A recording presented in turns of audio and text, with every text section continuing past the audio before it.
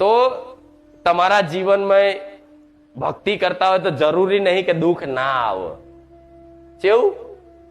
ભક્તિ કરતા હોય માતાજીની ઉપાસના કરતા હોય તો એવું જરૂરી નથી કે તમારા જીવનમાં ક્યારે દુઃખ ના આવે.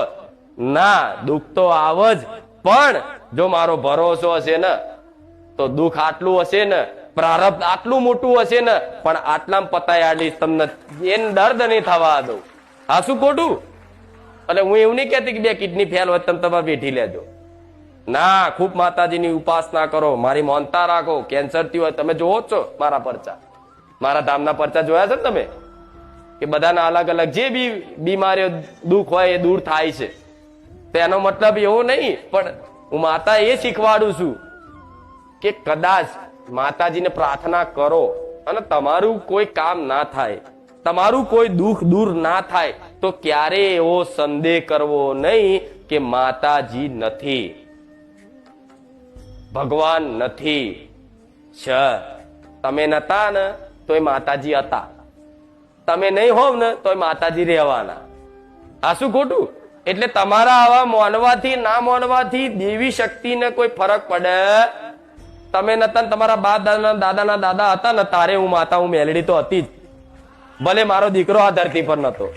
આ શું ખોટું? એટલે માતા છે એવો સંકલ્પ મજબૂત થઈ ગયો કે માતા છે. કોને કોને એવો સંપૂર્ણ વિશ્વાસ થઈ ગયો કે માતા છે? હા, બસ મને જોઈને તો લાખો.